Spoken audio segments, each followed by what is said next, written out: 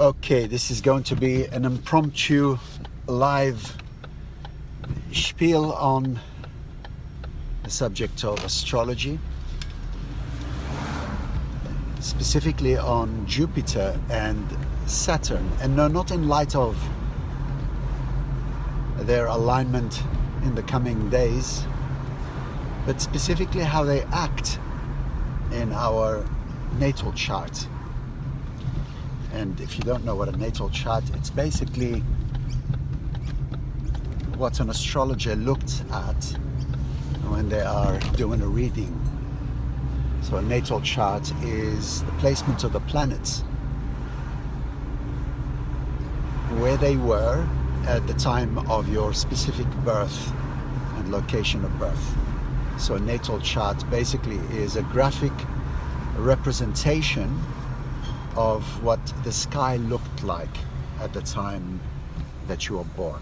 Anyway, to get back to the placement of Jupiter, the planet Jupiter and the planet Saturn in your chart. Now, this wanting to do this came out of a conversation that I was having with a friend of mine, and we were talking about Saturn in our chart. He said that he has it in the 7th house, or the house of relationships, and I have it in the 10th house, which is the house of my career and public persona, my professional sort of status and profile in the world. Now, if you don't know what Saturn represents in the chart, you may be interested in this. It represents limits or denial, perhaps, is another way of looking at it, or delayed gratification. So Saturn represents wherever we have it in our chart is where we are tested in life. So we can also say that Saturn is the planet of testing. So wherever you have Saturn posited in your chart, in your natal chart, is where you are tested in life. And what I mean by wherever you have it in your chart, I mean by house and sign placement. So the natal chart is divided into 12 departments, 12 life departments, according to the human experience, of course. So you have the first house, the second house, third house, and so on. Each one of these houses representing a facet of human experience. So you might say the whole scope of our human endeavor divided into 12 portions or 12 departments. So, for example, the first house is the house of nativity. It is about you, who you are. The second house is the house that signifies our finances, our human investment, our money and all that sort of stuff, resources. The third house is the house that governs our communication, brothers and sisters. The fourth house is birth into incarnation, our childhood, our lineage. The fifth house is the house of individuation or creativity. Sixth house is purification or perfection, health and service. Seventh house is relationships. And so today, in talking to my friend, he said he has Saturn in the 7th house. So already, if we know that Saturn represents testing or delay in gratification, or let's say lessons learned through adversity, then it stands to reason that he would have a lot of, I don't want to call them negative experiences in the area of his relationships, which is the 7th house, but that's precisely what it is. And sure enough, he regularly deals with relationship issues or relationship restrictions, let's say. And for me, I said I have it in the 10th house, so there is delay in recognition in the area of my profession, my public persona, and what I do with my work and so on.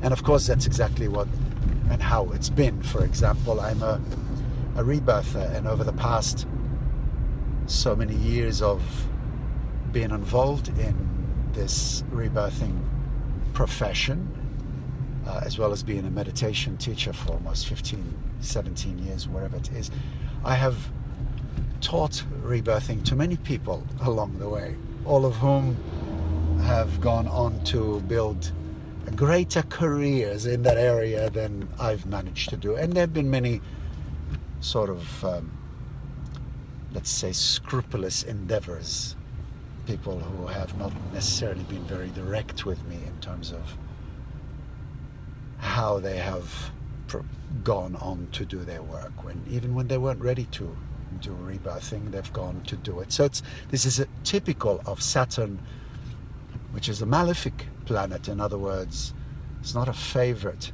planet by any means. It indicates misfortunes, limits, restrictions, and difficult experiences and whatever.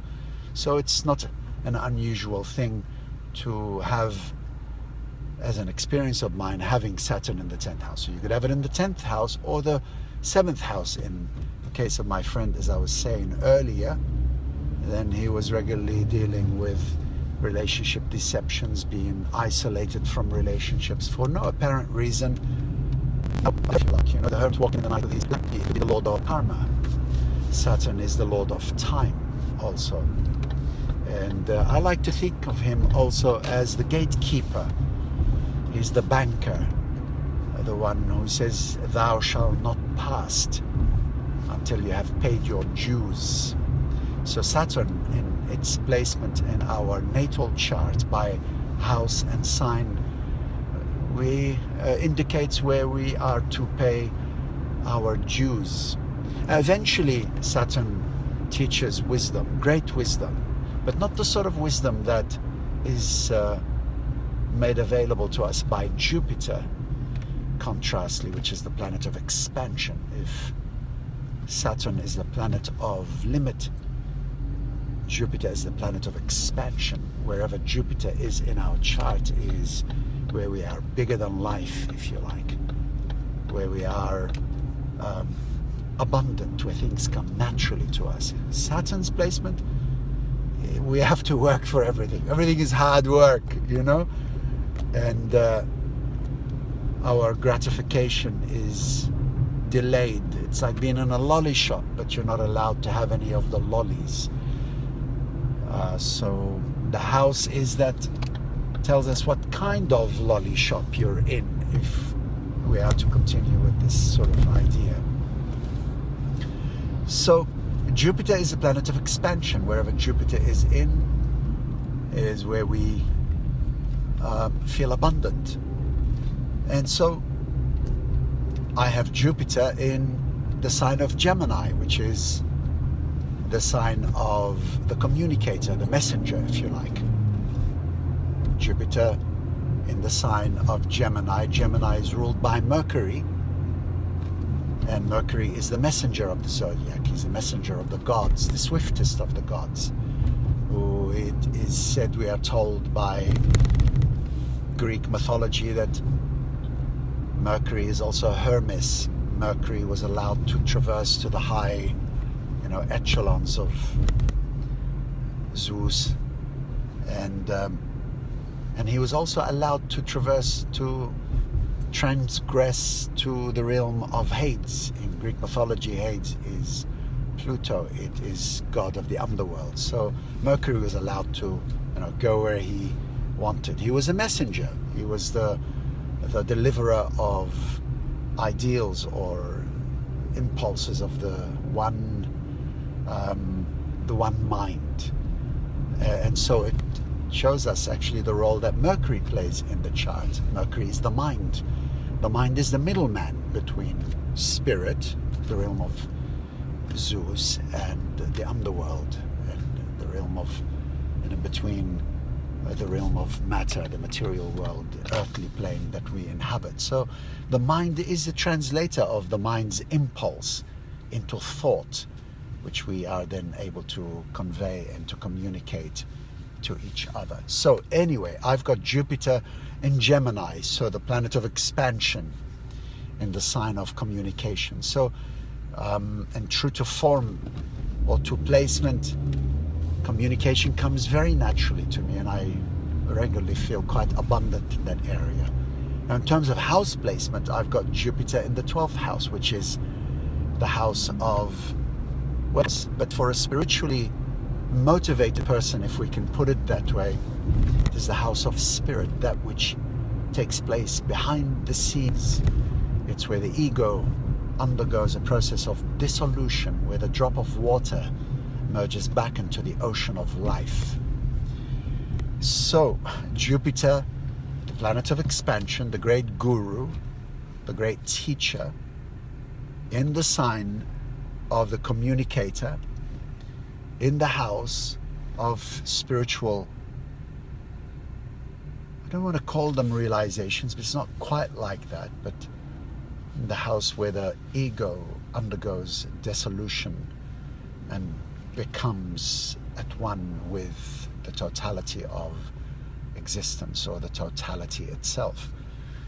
And so Jupiter in our chart is where we are abundant, in short. Saturn in our chart is where we are lacking, where we really have to work hard. Both of them, however, are great teachers. One teaches through consolidation of energy, through abundance. It's the inhale, if you like, of the breathing process, while Saturn teaches through adversity, through testing, through denial, through withdrawal. And it is the, you might say, the exhalation of the breathing process. So you might take a look at your own chart, see where your Jupiter is by sign, by placement in terms of house, which life department it's in, and also have a look at where Saturn is in your chart by sign, by Saturn placement. And you'll have an understanding where you are bigger than life in your chart, and where you are required to undergo certain testings, where you learn through adversity, where you are denied, and until you pay your dues, where your gratification is delayed. Now, I want to share with you here a little, perhaps somewhat advanced way of working with Saturn, particularly because, well, Jupiter, all we have to do is just receive and work out how we're going to channel all that abundance, in what way we're going to be able to be useful or of service. And Saturn is where we are lacking. So let's work with Saturn for a moment in terms of this advanced way of working with this.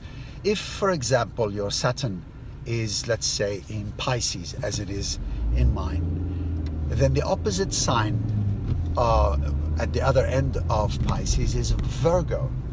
So if you want to have further understanding in terms of your Saturn placement in Pisces, how it came about, or what has what exasperates it, what it's fundamentally all about, then look to the opposite sign. For me, Saturn in Virgo in the 4th house.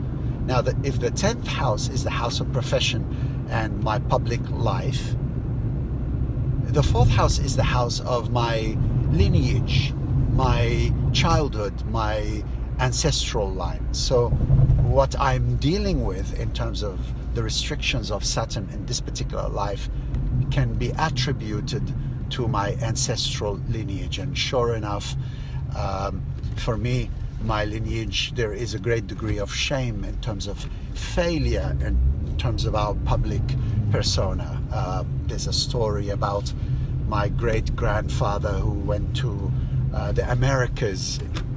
You know, this is going back into the 1800s, I believe, where he traveled to, on my father's side, he traveled to the Americas in order to make something of himself, to make his great fortune, only to return to Syria at the time, which is where my father's side is from, a failed man, a broken man. So there's I would suspect there's a great degree of shame around that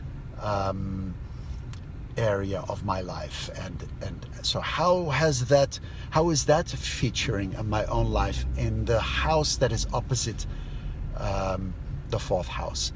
the house that is opposite my ancestral line, my lineage, in the 10th house of my public face. And sure enough, I have been doing this stuff for so long, 30 years I have been in this. Anyway, it has, we might say, recognition, which is what Saturn also denies, has evaded me, and in terms of reception of my work. And that's normal as part of Saturn's experience. So it's very important not to personalize it. To personalize it is to become a victim of. But Saturn is not about victimizing you. Saturn is all about having you learn the lessons needed to be learned through restriction. So it's not about causing you pain because it likes to inflict pain. No, it is lessons that are hard won over time, and being humbled by those lessons and understanding those lessons and accepting those lessons. And sure enough, after all these years of trying and pushing, in this phase of my life where my work is beginning to become digestible by others, and to some degree, there's some sort of success in terms of what I'm doing. And so that's how you can work with Saturn. You can look to the opposite sign. So if Saturn is in a particular sign, look to the opposite sign if you want to have deeper understanding about the way it is affecting you in this particular life, and what you can do in order to offset it to some degree. Not just by sign, but also by house. And in terms of Jupiter, you can also look to the opposite sign in order to see how you can consolidate the abundance of Jupiter in a particular direction. So, to use my example, Jupiter in Gemini, the opposite sign of Gemini is Sagittarius. So Sagittarius is all about focusing, and Jupiter is the opposite of focus. It's like the octopus, whilst Gemini is like the octopus, while Sagittarius is the, setting your mark, the great archer. So a way that will help me to consolidate my abundance, Jupiter and Gemini in the 12th house, is by learning to focus, to concentrate, and according to Sagittarius's gifts. I think that's enough. I like to drive and talk because it helps me to be mindless of this traffic which has become Sydney. My friends, I hope you've enjoyed this. If you've got anything out of it, let me know in the comments below. I can see a few people making comments. I'm sorry that I can't respond. Let me know where your Jupiter is in your chart. Let me know where your Saturn is in your chart. And I do private readings. I also teach an astrology course, Astrology Fundamentals. I have a course coming up in January, I believe on the 17th. It's an 8-week fundamentals course. It's a lot of fun. If you have done it and you're listening to this, was it fun? Did you enjoy it? Let others know. I sincerely thank you, and thank you for listening. Lots of love in this incredible time. And it's just interesting that Jupiter and Saturn are actually aligning in the sign of Aquarius, which is an air sign, on the 21st of December. Also running a meditation to recognize this alignment. If you'd like to know more about it, comment yes, let me know. And if you'd like to attend live, because it is going to be a live session on the 21st, it's going to be at Stanley Street Gallery in Darlinghurst, at the wonderful gallery that belongs to Liza Feeney. She's an incredible hostess. She has been hosting our meditations for the last number of years. If you'd like to attend, comment yes, I'll invite you along. Take care, my friends. This is Bassam. Bye-bye.